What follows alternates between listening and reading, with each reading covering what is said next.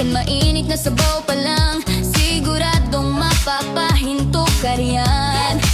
Oo, atro bulaluhan, pangalan na subok na sa bawat higop ng sabaw. Sarap ay ramdam na, ramdam na. Pang isa man ang trip mo, pang maramihan, may pagpipilian dito, swak sa bawat kainan. Hindi lang busog ang dala ng bawat lutuan, kundi saya at sarap na paulit-ulit mong hahanapan. Ipahiring ulam na talagang papapa,